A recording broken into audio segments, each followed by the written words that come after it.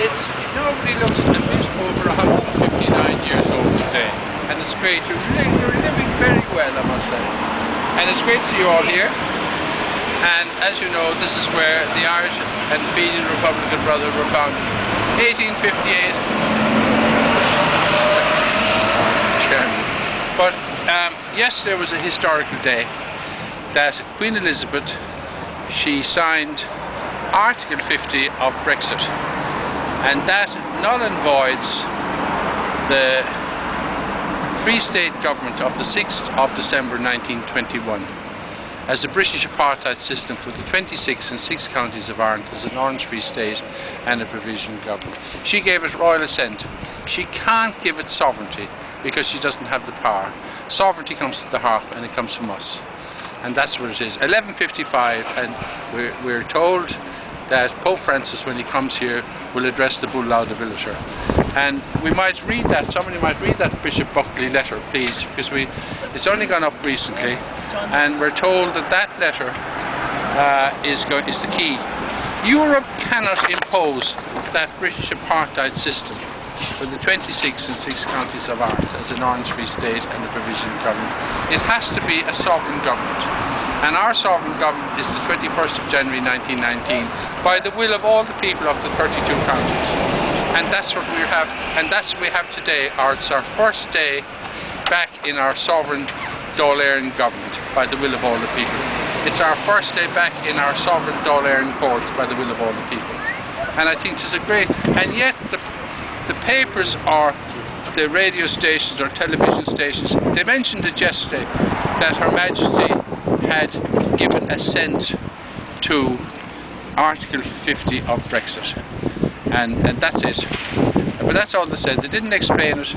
Sinn Féin didn't come out, either did Fianna Fáil or Fine Gael or anybody. No other politician came out and said it. And I think it's extraordinary. Here we are today, 862 years, and nobody bothered to mention it. How important it is today. And as you know, St. Patrick's Day is all about the Irish and Fenian Republican Brotherhood being founded. And yet in America, Enda Kenny went off and took our tricolour flag. He had it at the White House yesterday with a gold braiding around it. Admiralty gold braiding, you know, maritime law. And it's just scandalous to see what's going on in our name. We don't want any of that. We have our sovereign government by the will of all the people. The only legal, valid and bona fide government. That's what we want in the European Parliament. And that's what we want for our own people. We want the assets of the state for our people.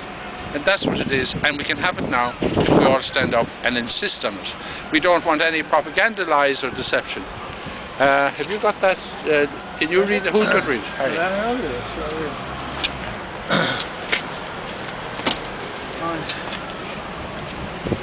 It's a letter addressed to Bishop Buckley. Dear Bishop Buckley, in the name of the state is the Sovereign Republic of Éire, founded and funded by the Irish and Fenian Republican Brotherhood, who were given the mandate by the will of the people of Éire in the 1918 32-county election from GHQ Vaughan's Hotel in Dublin, and ratified on the 21st of the 1st 1919 by the Supreme Council in GHQ Vaughan's Hotel Dublin, by the Executive of the Irish and Fenian Republican Supreme Council in the Mansion House Dublin Cabinet Room, and by the Sovereign Dáil Éire government in the Round Room. That is the mandate that the Irish and Fenian Republican Brotherhood still hold today. Further to our telephone conversation, the Irish Republican Brotherhood are asking Pope Francis, when he comes on his state visit to the Sovereign Republic of Éire, to address the Bull Laudabiliter that has been the cause of great conflict and tragedy between the Sovereign Republic of Éire and Britain since 1155. He's only a fight. When Pope Adrian V, the only English Pope, gave Hibernia Éire illegally and fraudulently to King Henry II of England to found his empire, the Bull Laudabiliter. In 1950, Pope Pius invited my late father, Martin McGuire, to Rome to address the Bull Laudabiliter and the peace process. The peace process was founded in Willowbank, now part of the University of Limerick, but nothing was done for the Bull Laudabiliter since my late father died in 1964. With regards to Brexit, the Irish and Fenian Republican Brotherhood want the sovereign Dáil Éireann government that was elected by the will of all the people of Éire in 1918, 32 county election and ratified on the 21st of the 1st 1919 in the Round Room in the Mansion House, Dublin.